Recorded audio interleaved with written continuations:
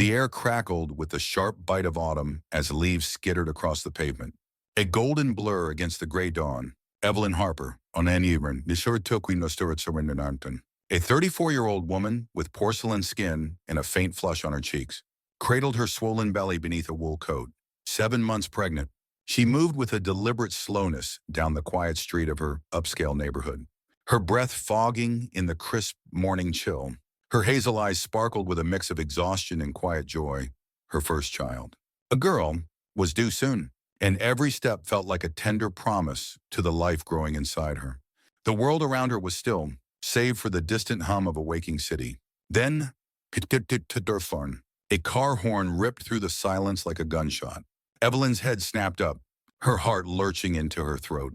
Time slowed as her gaze locked onto a delivery truck barreling toward her, its tires screaming against the asphalt. The driver's face was a blur of panic behind the windshield, but the vehicle showed no sign of stopping. Her legs turned to lead, her body frozen in a primal terror that drowned out every thought except one. My baby. Shirinawar, well, she couldn't move, couldn't scream, only stare as death roared closer. Out of nowhere, a wiry figure shot into her vision. A boy, no older than 14, with dark skin and a mop of tight curls. His name was Jamal Carter, and he moved like lightning, his sneakers pounding the pavement as he launched himself at Evelyn, his thin arms wrapped around her waist. And with a desperate grunt, he shoved her sideways. They hit the ground hard, Evelyn's palms scraping the concrete as the truck's brakes screeched. The monstrous vehicle swerved, missing them by inches, and crashed into a curb with a sickening crunch of metal. Dust and exhaust clouded the air as Evelyn lay there, gasping, her hands instinctively clutching her stomach. She felt the baby kick, a fierce, defiant flutter, and tears of relief stung her eyes. Are you okay? Jamal's voice was shaky but steady, cutting through the ringing in her ears. He knelt beside her, his breath ragged, a scrape on his knee oozing red through torn jeans. His deep brown eyes were wide with adrenaline, but there was something else in them. Fear, yes, but also a quiet resolve that belied his age. Evelyn nodded, still trembling, her voice caught somewhere between a sob and a whisper. Thank you, she managed, her gratitude swelling like a tide. She reached for his hand, squeezing it as if to anchor herself to this moment, to this boy who just saved her life. The sound of footsteps and murmurs pulled her back to the street. A small crowd had gathered, neighbors, mostly white, their faces a mix of curiosity and disdain. Evelyn expected praise for Jamal, a chorus of awe at his bravery. Instead, their words sliced through the air like shards of glass. Typical, a man in a press suit sneered, arms crossed. Kid probably just wanted attention. A woman with a pinched face nodded, her voice dripping venom. Always gotta make a scene, don't they? Evelyn's stomach twisted, a sick heat rising in her chest. She looked at Jamal, saw his shoulders hunch slightly, his jaw tighten. He was trying to slip away, limping on his injured leg. But she couldn't let him go, not like this. Hey, her voice cracked as she grabbed his wrist, pulling him back. He froze, startled, his eyes darting to hers. Thank you, she said again, louder this time, her tone fierce with conviction. If it weren't for you, my daughter and I, we wouldn't be here. You're a hero, Jamal blinked, his guarded expression softening for a fleeting second. He hadn't expected this, not from her, a polished white woman with a diamond ring glinting on her finger. Her sincerity hit him like a punch, stirring something warm and fragile in his chest. A flicker of hope in a world that rarely saw him as anything but trouble. Evelyn couldn't stop there. Her heart pounded with a need to do more, to repay this boy who'd risked everything. Come with me, she said, her voice softening. Let me buy you breakfast. At least let me do that. Jamal hesitated, his gaze flickering to the crowd, then back to her. He nodded once, a small, reluctant dip of his chin, and followed her to a nearby diner. The bell above the door jingled as they stepped inside, the warmth of the place wrapping around them like a blanket. They slid into a booth, and Evelyn watched him over the rim of her coffee mug, her curiosity mingling with gratitude. Tell me about yourself, she said gently, sensing the weight he carried. Jamal picked at a napkin, his fingers restless. When he spoke, his voice was low, steady, but laced with a quiet ache. My family, we don't got much. Mom cleans houses. Dad fixes cars when he can find work. People look at us, 'cause we're black, and they don't trust us. Jobs dry up fast. And now they're tearing down our block for some fancy condos. They say we'll get money to move. But it ain't enough for a shack, let alone a home. Only happens to neighborhoods like ours. Some rich guys behind it. I heard. Evelyn's breath caught, her coffee cup trembling in her hands. She set it down carefully, her mind racing. That rich guy, she said, her voice barely above a whisper. He's my husband. Jamal's eyes widened, a flash of disbelief crossing his face. She leaned forward, her expression fierce with determination. If that's true, I'll fix it. I'll talk to him. The decision havers to worry you. Jamal didn't respond, just stared at her, his hope too fragile to voice. They finished their meal in silence, and before they parted, Evelyn scribbled her number on a napkin and asked for his address. That night, she stormed into the marble-floored study of her husband, Miles Grayson, a 37-year-old billionaire with sharp features and a sharper temper. She told him everything: Jamal's bravery, his family's plight, the project threatening their home. Miles leaned back in his leather chair, his blue eyes narrowing as he listened. You're too soft, Evie, necessarily, he said, his tone clipped. But fine, I'll scrap it. Happy now? It wasn't kindness driving him, just the desire to end the argument. But Evelyn didn't care. She'd won. She didn't stop there. Over Miles's protests, she brought Jamal's family into their sprawling mansion. His mother, Lani Wanawanan Denari, became their chef, her warm smile lighting up the kitchen. His father, Ray Wananitunanamarm, took a job as Miles's driver, his steady hands gripping the wheel with pride. Jamal enrolled in a private school, his worn backpack replaced with a sleek new one. For a while, it felt like a fairy tale. Evelyn beamed as she watched them settle in, her heart swelling with a sense of rightness. But the whispers followed, snide remarks from Miles's business associates, cold stares from their social circle. Why's a billionaire slumming it with them? One woman hissed at a gala. Leeches. Another muttered. Jamal heard it all, his fists clenching at his sides. But he held on to the dream that this could last. Then the world shattered. One rainy afternoon, Ray was driving Miles to a meeting when the car skidded off the road, slamming into a tree. Miles was left paralyzed from the waist down, his body broken, his rage incandescent. The next day, a dish Lena prepared, chicken stew, rich with spices, sent Evelyn to the hospital. Racked with pain, she lost the baby. Her daughter, in a blur of blood and grief. The doctor said it was food poisoning, but Miles screamed sabotage. Chaos erupted. Evelyn, your mom, hollowed out by loss, confronted Lena and Ray in their quarters, her voice shaking with fury. I gave you everything. How could you do this to me? Miles was wheeled in behind her, roared, You ungrateful bastards, you wanted to ruin us. The police came, cuffing Lena for poisoning, Ray for negligence. Jamal pleading their innocence, was dragged out into the storm, his cries swallowed by the rain. He wandered the streets after that, a ghost in a city that didn't care. He scavenged from dumpsters, his thin frame shivering under a threadbare hoodie. People jeered as he passed. Look at the stray the billionaire tossed out. Adu went to restore, and he took it in silence, his spirit bruised but unbroken. One day, rummaging near a gleaming high-rise, he spotted Miles stepping out, leaning on a cane. A young woman clung to his arm, her laughter bright and cruel. Jamal's gut twisted. Miles had never looked at Evelyn like that. Driven by a gnawing instinct, he followed them, crouching beneath an open window as their voices drifted out. She just won't die, Miles growled, his tone bitter. I spiked Lena's stew, thought it'd take Evie out, but only the kid died. Waste of time. And that crash, cut the brakes myself to frame Ray. At least they're rotting in jail now. The woman cooed, stroking his arm. Don't worry, darling, she's clueless. Tonight's dinner will finish her. All that money. You're not sure if you want one for one. The house, it'll be ours. Jamal's blood ran cold, his fists trembling. Miles had orchestrated it all. Every tragedy, every lie. Anger surged through him, hot and righteous. I can't let him kill her, he whispered to himself. Not after everything. That night, Evelyn sat across from Miles at a candlelit table, her face pale and drawn. They raised their glasses, toasting survival, mourning their lost child. I should have listened to you, she said, her voice breaking. I never should have trusted them. Miles smirked, pouring wine with a steady hand. Before Evelyn could drink, Jamal burst in, his soaked figure a shadow against the glow. He snatched the glass from her hand, his chest heaving. What the hell? Miles bellowed, but Jamal ignored him. Turning to Evelyn, he's poisoning you. I heard him. He framed my parents. Killed your baby. All for your money. Tonight's the night he finishes it.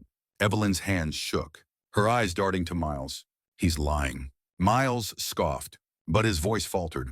Jamal held up the glass. Drink it. Then I nodded upon. Prove it. Miles froze, his facade cracking. The room pulsed with tension as Evelyn stared at her husband, doubt clawing at her. Miles lunged for Jamal, but the boy was faster, dumping the wine into a fish tank. The fish floated dead within seconds. Evelyn gasped, tears spilling down her cheeks. Wasuri Melsermar Wasinari Martin. She choked out, his face twisted into a snarl. Because I'm tired of being your shadow. I wanted it all, your fortune, your life. That baby was just another chain. He bolted for the door, but Jamal had already called the cops. Miles was arrested, his empire crumbling as he was sentenced to life. Lena and Ray were freed, reuniting with Jamal in a tearful embrace. They swore off wealth, choosing a quiet life far from the city's glare. Evelyn, shattered by betrayal, turned to charity, finding purpose in healing others. Jamal, scarred but unbroken, held fast to his compassion, working with his family toward a future built on their own terms. A fragile, hard-won light in the darkness. The rain had stopped, but the streets still glistened under the sodium glow of flickering lamps. A slick mirror reflecting Jamal's hunched figure as he trudged through the night. His sneakers soaked through, squelched with every step, and the cold bit into his bones, but he barely noticed. His mind churned, replaying the scene at Evelyn's mansion, the dead fish. Miles's venomous confession, the way Evelyn's face had crumpled like paper in a fist. He'd saved her again, but the victory tasted bitter, laced with the ache of everything he'd lost. His parents were free now.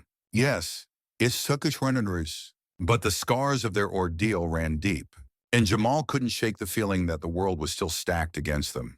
Back at the modest apartment they'd rented with the last of their savings, Lena and Ray waited for him. The place was small, a single room with peeling paint and a sagging couch. But it was theirs, no billionaire's charity, no strings. When Jamal pushed open the door, Lena was at the stove, stirring a pot of beans, the rich smell filling the air. Her hands trembled slightly, a lingering echo of months behind bars, but her eyes lit up when she saw him. Baby, very, she said, her voice thick with relief, pulling him into a hug that smelled of cumin and home. Ray sat at the table, his broad shoulders slumped, a newspaper open to a story about Miles's arrest. He looked up, his face etched with exhaustion, and gave Jamal a nod, a silent thank you that carried more weight than words. We're done with all that, Ray said gruffly, folding the paper. No more rich folks, no more games. We stick to ourselves now. Lena nodded, her lips pressing into a thin line. They took enough from us. I just want peace. Jamal sank onto the couch, his body heavy with fatigue. He wanted to believe them, to trust that this fragile new start could hold. But the memory of Miles's sneer, the woman's syrupy laugh, gnawed at him. Evil like that didn't just vanish, it festered, waiting for its next chance. Across town, Evelyn sat alone in the vast dining room where it had all gone down. The chandelier cast jagged shadows across the table, and the silence pressed against her like a physical weight. She traced the rim of an empty wine glass with her finger, her mind a storm of grief and rage. Miles was gone, locked away forever, but the betrayal had hollowed her out. She'd loved him once, or thought she had. Now for me, every memory was tainted, every touch a lie. The baby she'd lost, her little girl, felt like a ghost in the room, a presence she could almost reach for but never hold. Her chest tightened, a sob clawing its way up her throat, but she swallowed it down. Crying wouldn't bring her back. Nothing would. She stood abruptly, the chair scraping against the hardwood, and wandered to the window. The city sprawled before her, a glittering maze of lights that once felt like hers to command. Now it was a stranger's world, cold and indifferent. She thought of Jamal, his fierce determination, The way he'd risked everything for her twice over. Guilt twisted in her gut. She'd brought his family into this mess, blinded by her own need to play savior, and they'd paid the price. Aswan on him. She couldn't undo that, but she could do something. Anything. The next morning, Evelyn drove to a nondescript office downtown, her hands tight on the wheel. She'd called in favors, cashed out investments, and set up a foundation overnight. Something to help families like Jamal's. Communities chewed up and spit out by men like Miles. She didn't tell anyone, didn't want the headlines or the pity. This wasn't about her image, it was about penance. The lawyer she met with raised an eyebrow at the sum she was pouring in. Millions. More than most would give in a lifetime. But he didn't argue. You're sure about this? He was, sir. He asked. Pen hovering over the papers. Evelyn's jaw tightened. I've never been more sure. Meanwhile, Jamal threw himself into school, determined to make something of the chance Evelyn had given him before it all fell apart. The private academy was a world away from his old life. Polished halls, kids in crisp uniforms, teachers who spoke like they were reciting poetry. He felt out of place. His second-hand clothes a stark contrast to their designer labels. But he kept his head down. Math came easy to him, numbers clicking into place like puzzle pieces, and he aced every test. The other students whispered, some curious, some cruel, but he ignored them. He wasn't there for friends, he was there for a future. One day, a girl with braids and a sharp smile slid into the seat next to him in the library. You're the kid from the news, right? She asked, her voice low but bold. Her name was Aisha, and she didn't flinch when he met her gaze. Heard you took down a billionaire. That true? Jamal shrugged, wary. Something like that. She grinned, leaning closer. Good. Those types think they own us. About time someone showed him different. For the first time in months, Jamal felt a spark of connection, a hint that he wasn't as alone as he'd thought. Weeks turned into months, and life settled into a tentative rhythm. Lena found steady work at a community center, teaching cooking classes to kids who reminded her of Jamal. Ray picked up shifts at a garage, his hands stained with grease but his spirit lighter.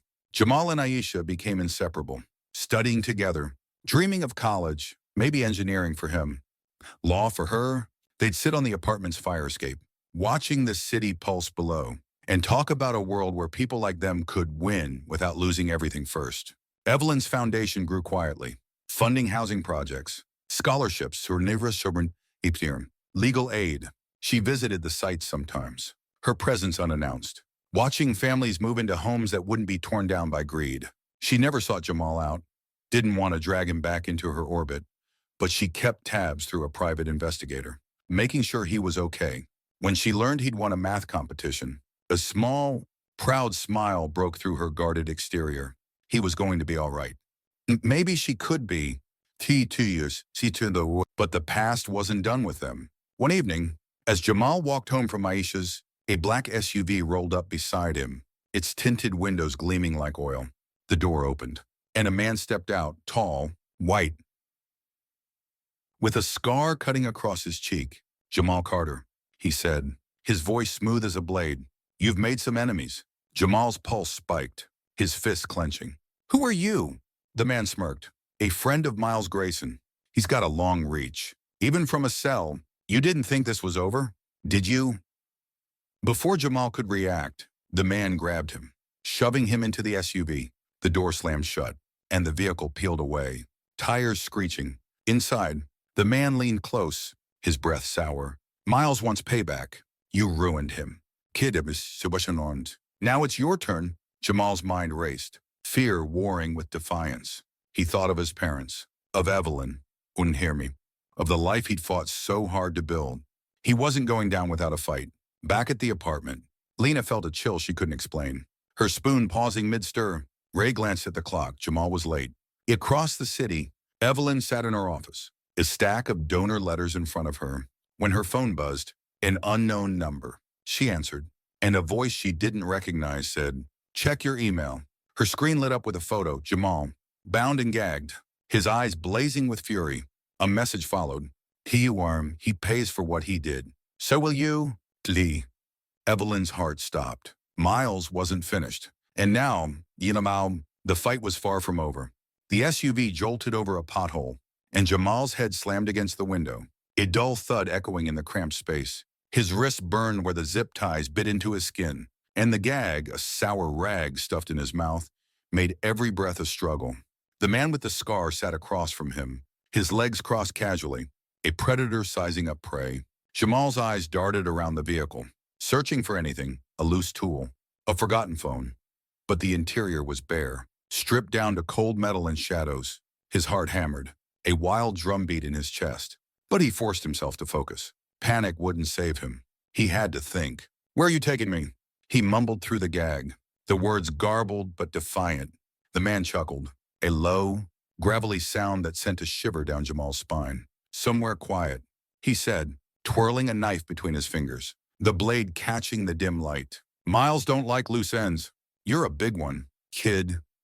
Jamal's stomach dropped, but he kept his gaze steady, locking eyes with the man. He wouldn't give him the satisfaction of seeing fear. Not yet.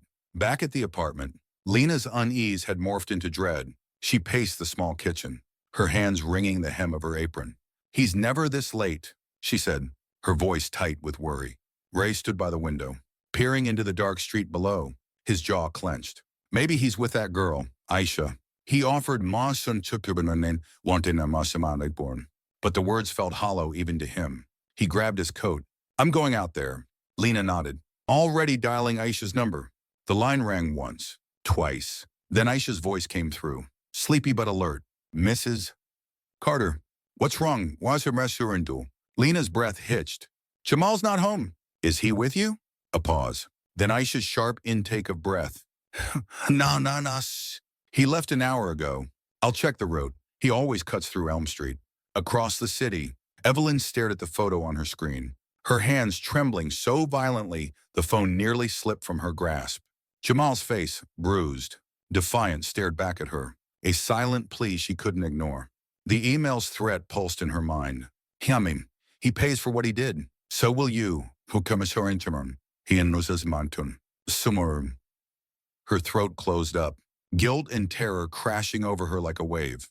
This was her fault. She'd pulled Jamal into her world, painted a target on his back, and Miles was still pulling strings, his hatred reaching beyond bars to strangle them all.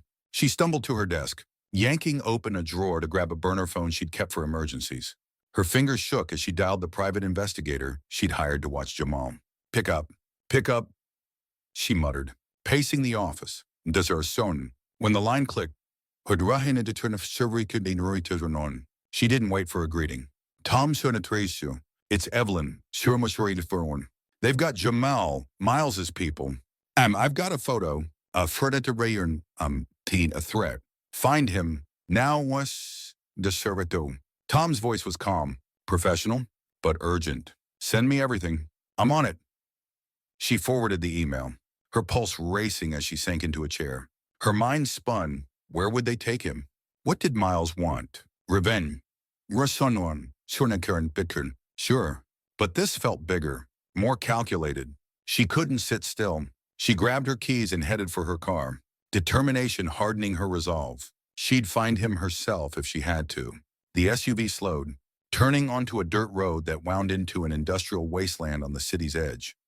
Rusted warehouses, broken fences, a graveyard of forgotten machines. Jamal's stomach twisted as the man leaned forward, his scar stretching with a grin. "End of the line," he said, yanking the gag from Jamal's mouth. Jamal coughed, spitting the taste of cloth onto the floor. "You think Miles cares about you?" he rasped, his voice raw but steady. "You're just his dog."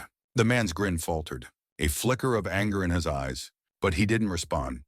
The vehicle stopped, and two more figures emerged from the shadows outside, hulking men with blank faces, their hands resting on holsters.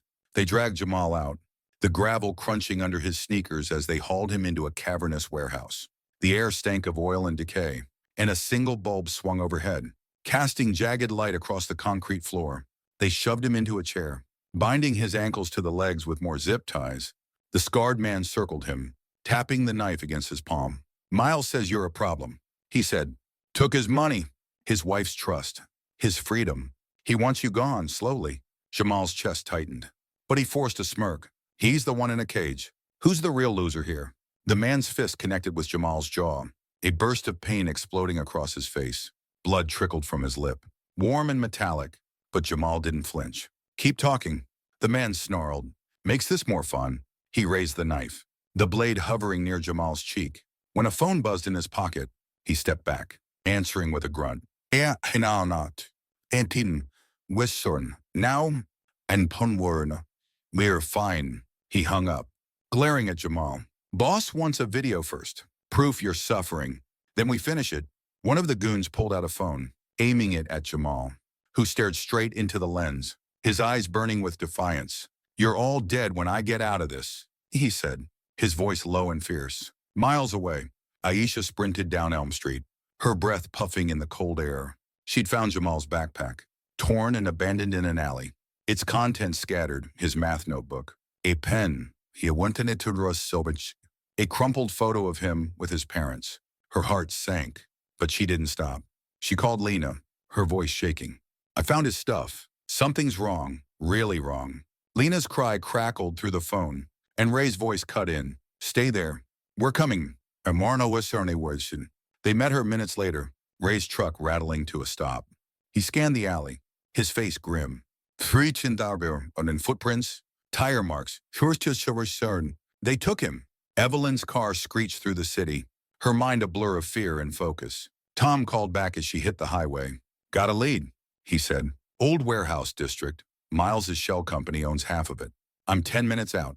Where are you? 5. She replied, flooring the gas. If Frischenatimmers surname meant Cerny.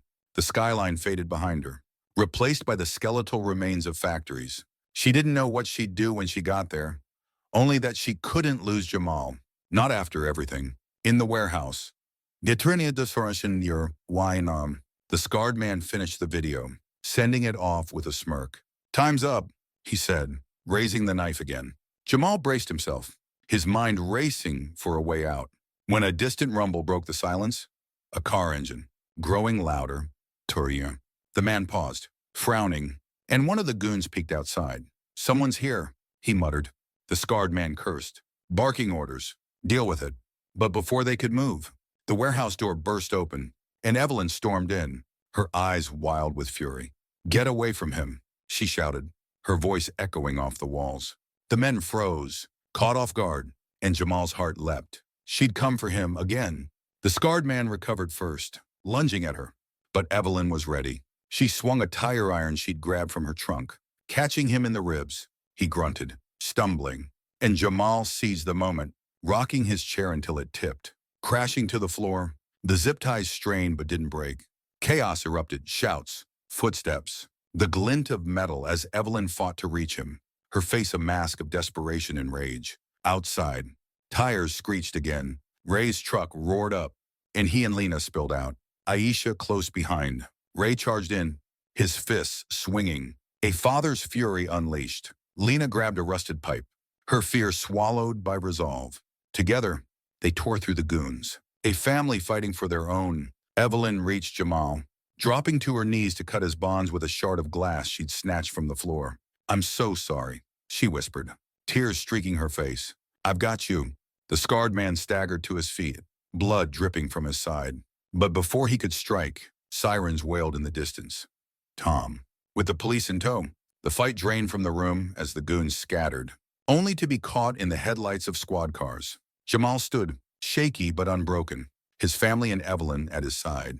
The nightmare wasn't over, not fully, but for now, they'd won. The warehouse pulsed with the fading echo of sirens as red and blue lights painted the walls in frantic streaks. Jamal leaned against Evelyn, his legs unsteady, the adrenaline draining from him like water through a sieve. His jaw throbbed where the scarred man had struck him, and his wrists were raw, streaked with red from the zip ties. But he was alive. Lena dropped the pipe she'd wielded, her hands shaking as she pulled him into her arms, her breath hitching against his shoulder. My boy, she whispered, her voice cracking with relief. Ray stood over them, his fists still clenched, his eyes scanning the room as if daring anyone to come near. Aisha hovered close, her braids swinging as she clutched Jamal's torn backpack, her face tight with a mix of fear and pride. Evelyn stepped back, giving them space, her tire iron clattering to the concrete. Her coat was torn, her hair a wild tangle, but her hazel eyes burned with a fierce clarity. She'd almost lost him, again, and the weight of that truth pressed against her ribs, sharp and unyielding.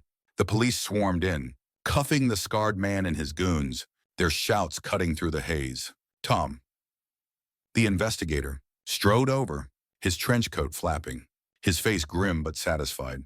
"Got him," he said, nodding at Evelyn. "Miles's prints are all over this. Money trails, burner phones. He's done." Jamal pulled free from Lena's embrace, wiping blood from his lip with the back of his hand. "He won't stop," he said, his voice hoarse but steady. "Not till he's got nothing left to lose." Evelyn met his gaze, her stomach twisting. He was right. Miles's hatred was a living thing, coiled and venomous, and even a life sentence wouldn't kill it. She nodded, a silent promise forming between them. They'd face it together, whatever came next. The cops took their statements, flashlights bobbing as they scoured the warehouse for evidence. The scarred man glared from the back of a squad car, his scar a livid slash against his pale skin, but he said nothing. Jamal watched him go, a cold knot tightening in his chest. This wasn't just about revenge, it was power. Control, a game Miles played with lives like pawns. He thought of his parents, framed and caged, of Evelyn's lost child, of the neighborhood he'd fought to save. It was all connected, a web of greed and cruelty with Miles at its center. Back at the apartment, the night stretched thin, the air heavy with exhaustion. Lena brewed tea, her hands steadier now, the ritual grounding her. Ray sank onto the couch, rubbing his knuckles where they'd split against a goon's jaw. Jamal sat cross-legged on the floor, Aisha beside him, her shoulder brushing his in quiet solidarity. Evelyn lingered by the door, hesitant, her presence an awkward bridge between their worlds. "I should go," she said, her voice soft. But Lena shook her head. "Stay, you're part of this now." It wasn't forgiveness, not fully, but it was enough. They sipped tea in silence, the steam curling upward like fragile ghosts. Jamal's mind raced, piecing together the night, the SUV, the knife, the video. They wanted proof, he said suddenly, breaking the quiet. "Miles wanted to see me hurt." "Why?" Evelyn frowned, setting her mug down. "To gloat," she said, "or to send a message." Tom had mentioned money trails, Miles's fortune, locked away but not gone. What if this was bigger than revenge? What if he was still pulling levers, even from a cell? The next day, Evelyn dove into the puzzle, her office a war room of papers and screens. She called Tom. Her voice clipped. "Dig deeper." Miles had help. Someone's still out there. Tom grunted agreement, already chasing leads. She pored over bank records, shell companies, anything she could access with her name and resources. Hours blurred into night. And then she found it, a transfer, buried in layers of offshore accounts, linked to a name she didn't know, Victor Kane. Her pulse quickened. Whoever he was, he'd funneled millions to Miles's schemes, and he was still free. Jamal Luarnuan Funman is son. Meanwhile, Itsunasibri Youngaman returned to school, his bruises hidden under a hoodie. Aisha stuck close, her sharp eyes catching every flinch he tried to hide. "You don't have to play tough," she said during lunch, sliding him half her sandwich. He smirked, but it didn't reach his eyes. "Gotta keep going. Can't let him win," she nodded, understanding more than he said. They studied harder, their dreams of college a lifeline. But Jamal couldn't shake the feeling of eyes on him. Someone watching. Waiting. Lena and Ray rebuilt their lives, step by cautious step. Lena's cooking classes grew, kids flocking to her warmth, while Ray's garage gig turned steady, his hands finding purpose in engines. They avoided the news, the headlines about Miles's trial, a distant hum, but the fear lingered, a shadow they couldn't outrun. One night, Ray found a note slipped under their door. "You can't hide. Cheaterin no action, no signature. Just block letters in black ink." He burned it in the sink, his face a mask. But he told Lena nothing. She'd been through enough. Evelyn tracked Victor Kane to a penthouse downtown, a glass tower piercing the skyline. She didn't go alone. Tom flanked her, his gun a quiet reassurance under his coat. They rode the elevator in silence, the hum of it amplifying her nerves. When the door slid open, Kane waited, a man in his 50s with silver hair and a smile like a shark's. "Mrs. Grayson," he said, his voice smooth as silk. "I wondered when you'd come." He gestured to a leather couch, but she stayed standing. Her fists clenched. "You're Miles's puppet master," she said. "What's your endgame?" Kane laughed, pouring himself a scotch. "Power. Darling, Miles was a tool, crude but effective. You and that boy ruined my plans, but I adapt." He sipped, his eyes glinting.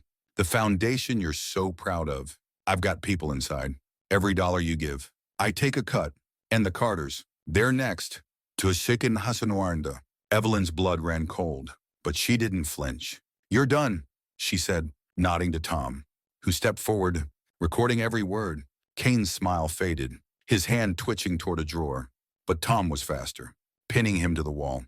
"Cops are downstairs," Tom said. "Game over." The arrest made waves. Victor Kane, a shadow mogul, tied to Miles and a dozen other crimes. Evelyn's foundation survived, purged of his influence, and she doubled its funding, her resolve ironclad. Jamal saw it on the news, a rare grin breaking through his guarded face. He called Evelyn, his voice steady.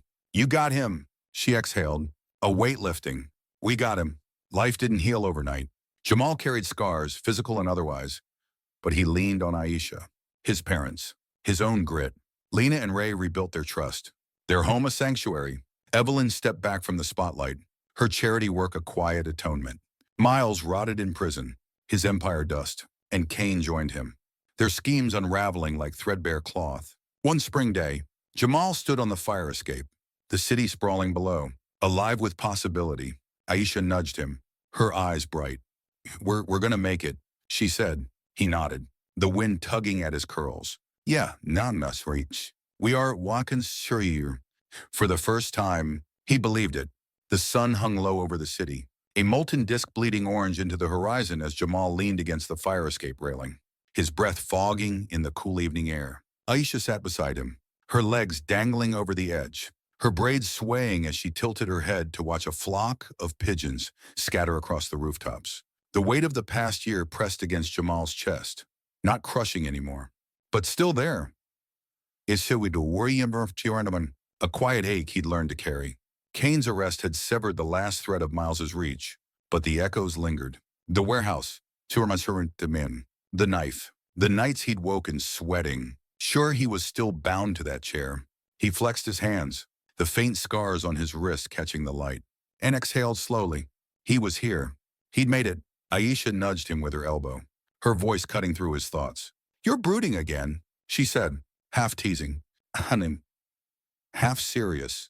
What's it this time?" Jamal smirked, glancing at her. "Just thinking, we're still standing, you know." After all that, she nodded, her eyes softening. "More than standing. We're building something." She pulled a letter from her jacket, a college acceptance, her name in bold print. "Got in. Full ride. Law school's next to him." Jamal's grin widened, genuine and bright. "Told you. You're gonna tear him apart in court." She laughed, shoving him lightly. "And you? Engineering's calling, right?" He nodded, patting his own pocket where his acceptance letter sat. Crisp and unopened since morning, he'd gotten into a state university, nothing fancy, but solid. Mom, with a scholarship that meant he wouldn't burden Lena and Ray. "Yeah," he said, "gonna build things. Bridges, maybe. Stuff that lasts." Aisha's smile turned proud, and for a moment, the city's hum faded, leaving just the two of them, dreaming on the edge of everything. Downstairs, Lena hummed an old gospel tune, her hands kneading dough for biscuits. The kitchen smelled of butter and warmth, a stark contrast to the sterile cell she'd endured. She'd started a small catering side gig, her recipes passed down from her grandmother, winning over neighbors and local shops. Ray poked his head in, grease smudged on his cheek from the garage, and stole a pinch of dough. "You're gonna make us fat," he teased, dodging her playful swat.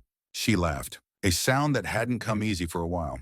"Good. Means we're living." They shared a look, unspoken gratitude binding them. Survivors. Still whole. Across town, Evelyn stood in a community center's new wing, her foundation's latest project. The walls gleamed with fresh paint, and kids raced through the halls, their laughter bouncing off the tiles. She'd cut the ribbon that morning, her smile tight but real, and now she lingered. Watching a group play basketball in the gym, a girl with pigtails sank a shot, and Evelyn's throat tightened, Her daughter would have been about that age someday. The grief was a shadow, softer now, but never gone. She turned away, pulling her coat tighter, and headed to her car. Her phone buzzed, a text from Tom. Kane's appealing. Miles too. Stay sharp. Summer, her jaw clenched. She'd expected this. Evil didn't die easy. Jamal felt it too, a prickle at the back of his neck as he and Aisha climbed down the fire escape. The city felt alive, but not safe, not yet. He'd heard whispers at school. Rumors of Miles's loyalists still lurking. Men like Kane who'd built empires on others' bones. He kept it to himself, not wanting to worry Lena or Ray, but he watched the shadows more now. His steps measured. Aisha noticed, her brow furrowing. "You're jumpy," she said as they hit the sidewalk. He shrugged. "Just careful." That night, at Millionaire, Evelyn met with Tom in a diner, the fluorescent lights buzzing overhead. He slid a folder across the table, photos, transcripts, a map marked with red dots. "Kane's got a network," he said, tapping the map. "Lieutenants, we are, it's a necessary one now. Creature, moneymen, mativernon, they're quiet. But they're moving. Miles is feeding them orders through a guard he's bribed." Evelyn's fingers tightened around her coffee mug, the heat grounding her. "And Jamal, says one." Tom's eyes darkened. "They want him silenced. He's the key, testified against Miles. Expose Kane. If they take him out, their cases weaken." She nodded, her mind racing. "We protect him, whatever it takes." Jamal didn't know the full scope, but he felt the shift. 2 days later, walking home from a late study session, he caught a glint of metal in an alley. A man, hooded, us watching. His pulse spiked, and he quickened his pace, ducking into a bodega. The clerk barely glanced up as Jamal lingered by the chips, his eyes on the street. The man passed, slow and deliberate, then vanished. Jamal exhaled, but the unease stayed, a cold thread winding through him. He texted Aisha. "Something's off. Stay safe," she replied instantly. "Kundiri, you too. Call if you need me." Aturi.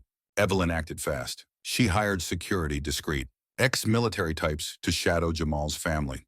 Their presence a quiet shield. She met with prosecutors, pushing for tighter restrictions on Miles and Kane, her voice steel as she laid out the threats.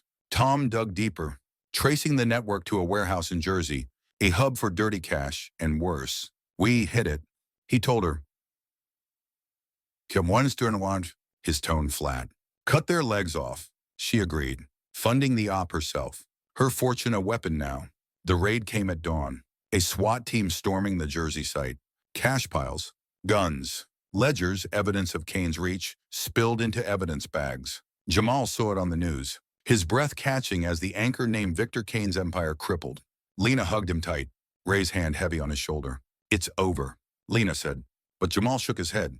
"Not until they're buried." Miles heard too, in his cell, his fist slamming the wall until his knuckles bled. Kane, in a separate block, stared at the ceiling, his mind churning.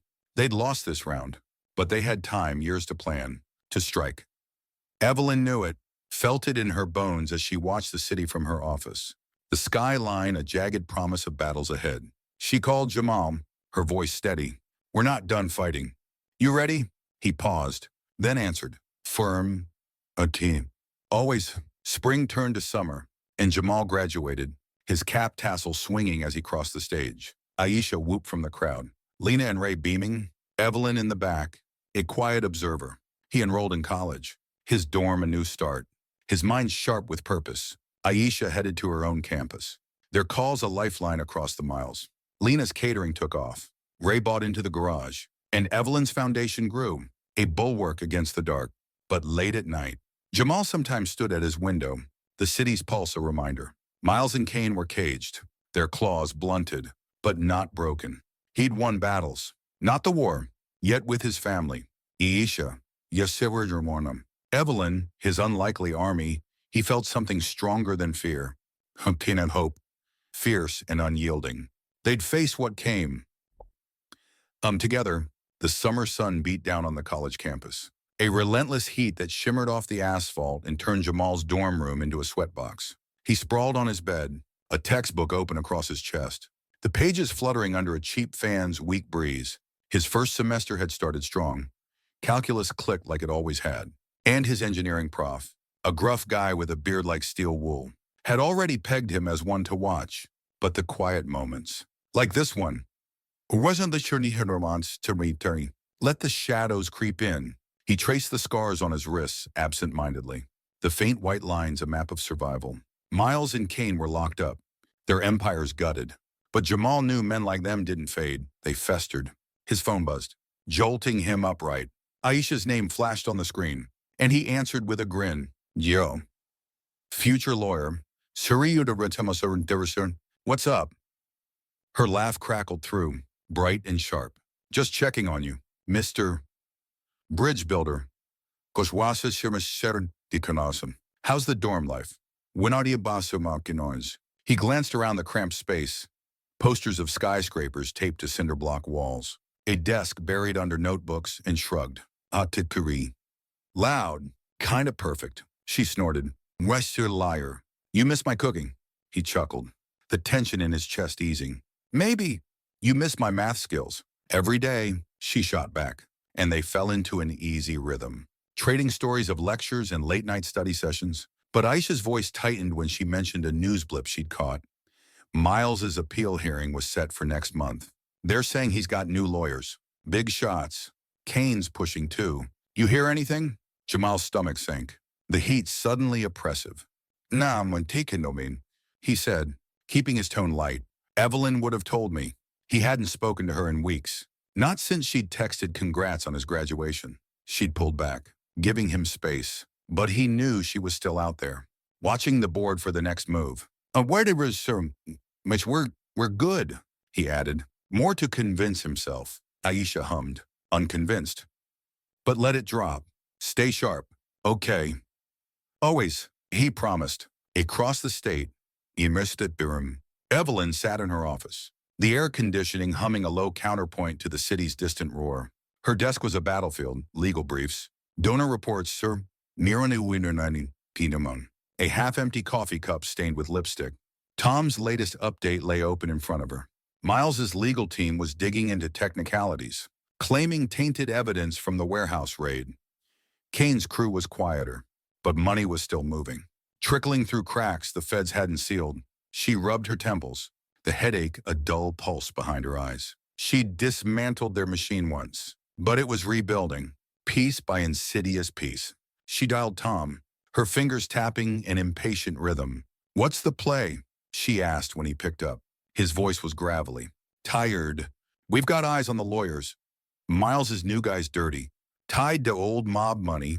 Kane's got a proxy. Some accountant in Philly, shuffling cash. I say we lean on the guard Miles bribed, flip him.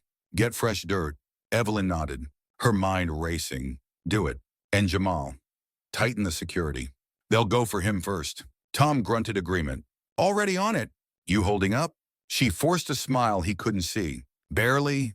Yasomona. Samu. They hung up. Allies in a war that refused to end. Back home, in Nadashuranam, Lena felt the shift too. Her catering had bloomed. Weddings. Block parties. This one was us. A steady hum of orders, but she'd started locking the apartment door twice. A habit born of nights wondering if Jamal would come back. Ray noticed, his brow furrowing as he watched her from the couch, a beer sweating in his hand. You okay? Baby, he asked, his voice soft. She paused, a knife hovering over an onion, and nodded too quickly. Fine. Just tired. He didn't. He didn't push, but he saw the note she'd hidden. The second one, slipped under their door last week. You think you're safe? He'd burned it too, the ashes a secret he carried alone. Jamal threw himself into school, his days a blur of lectures and labs, his nights spent sketching bridge designs, steel arches, concrete spans, dreams of permanence. Aisha's calls kept him grounded, her voice a tether across the miles. But the prickle returned, sharper now. One evening, crossing the quad, he caught a shadow, a man in a ball cap, lingering by the dorms, gone when Jamal turned. His pulse spiked, but he kept walking, his hand tight on his phone. He texted Evelyn. Someone's watching. You know anything? Her reply came fast. Emi want him. Stay put. I'm handling it. Same room. Evelyn didn't wait. She drove to the campus that night, her car cutting through the dark like a blade. Tom met her there, Sumoidawan, his SUV idling by the quad. Two security guys, ex-cops, broad and silent, in tow. She found Jamal in his dorm, his door cracked open, his face tight with a mix of relief and wariness. You didn't have to come, he said, but his eyes said otherwise. She stepped inside, her coat brushing the floor. Monsieur, Mum. I did. Miles's appeals heating up. Kane's moving money. They're not done with us. Jamal nodded, his jaw set. Figured, went in Mainorn. What's the plan? She laid it out, Tom's push on the guard. The tightened security. Her own pressure on the DA. We hit them before they hit us, she said, her voice steel. Jamal leaned against his desk, arms crossed. And if they get through, her gaze didn't waver. Ibrahim. They won't. I've got your back. He studied her, the woman who'd stormed a warehouse for him, who'd turned her grief into a shield. We've got each other's ansubersomoshun, he said finally, a pact sealed in the dim light. The guard flipped 2 days later, spilling recordings of Miles's orders, names, dates, a hit list with Jamal at the top. The Fed swooped in, crushing the appeal before it gained traction. Kane's accountant vanished, his accounts frozen, his trail cold. Evelyn watched it unfold on a grainy TV in her office, her breath easing for the first time in weeks.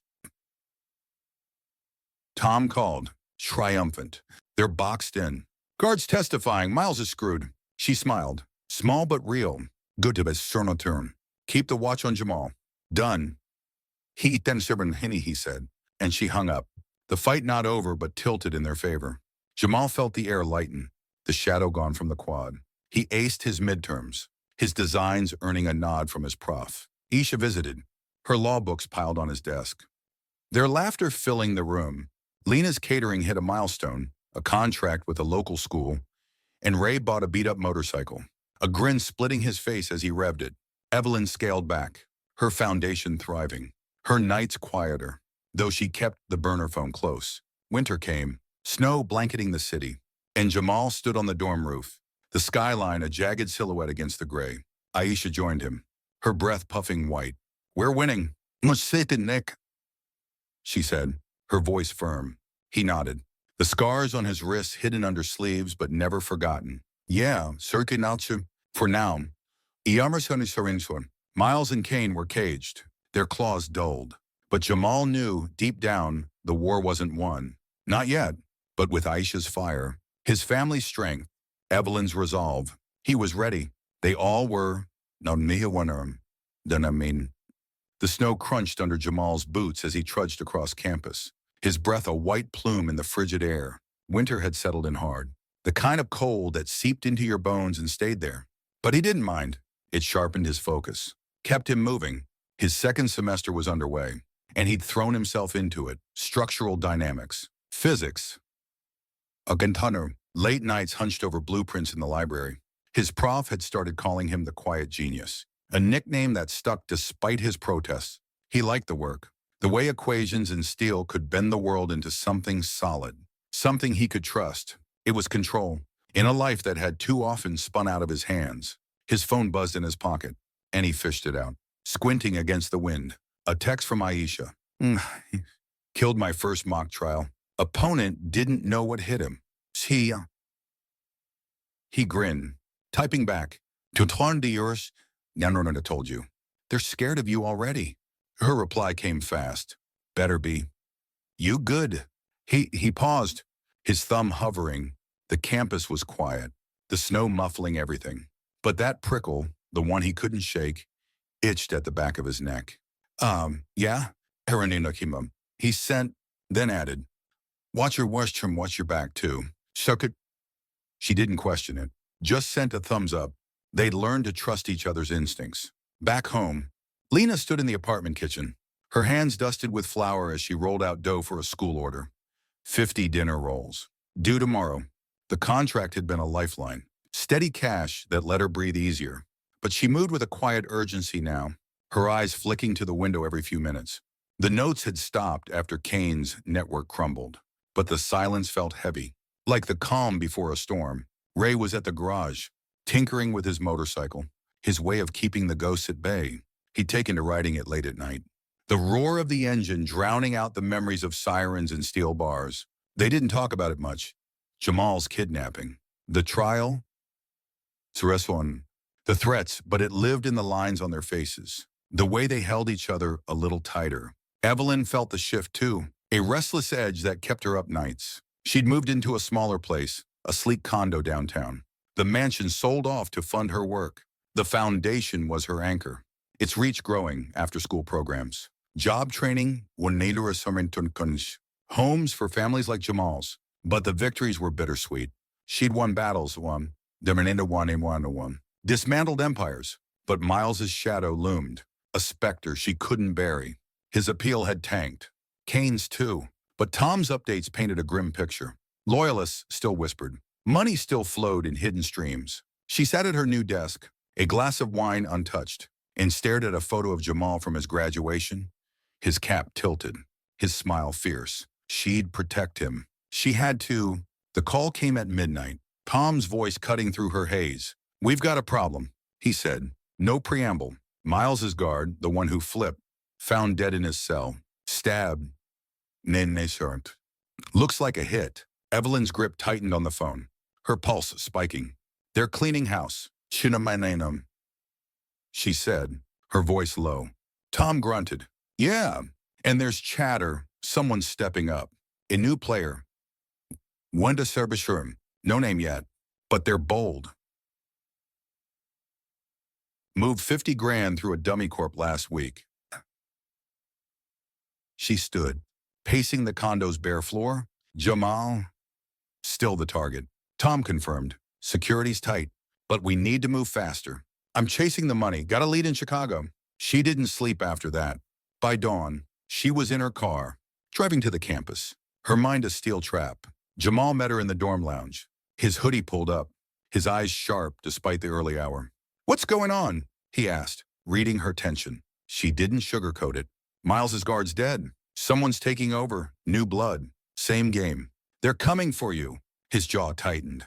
But he didn't flinch. Let him try, he said, his voice a quiet blade. She nodded, respect flickering in her chest. We're not waiting. Tom's tracking the cash. I'm doubling your detail. Don't argue. He didn't. Suran just met her gaze with a steady one of his own. We end this, Evelyn. For good one, Hunterin. Tom hit Chicago like a bloodhound. His contacts, ex-cops, informants. A hacker with a grudge, peeling back layers of the new player's web. The name surfaced after 3 days. Marcus Drayton, a mid-level thug turned kingpin, ruthless and young, barely 30. He'd been Miles's shadow, a silent partner who'd waited out the storm, now clawing his way up with Kane's old money and Miles's blessing.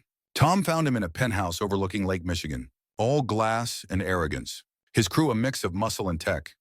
Hackers who'd already breached Evelyn's foundation, siphoning funds. Evelyn didn't hesitate. She flew to Chicago. Tom at her sill, her fury a cold fire. They didn't knock. Tom's team breached the penthouse at dusk. Guns drawn, catching Drayton mid-meeting. He smirked as they cuffed him, his dark eyes glinting. You're too late, he said, his voice smooth. It's already in motion. Evelyn's blood chilled, but she kept her face stone. Where? She demanded. He laughed. A sharp bark. Figure it out. Rich lady. Tom hauled him out, but the words stuck, a splinter in her mind. Jamal felt it that night. Walking back from the library, the snow swirling around him.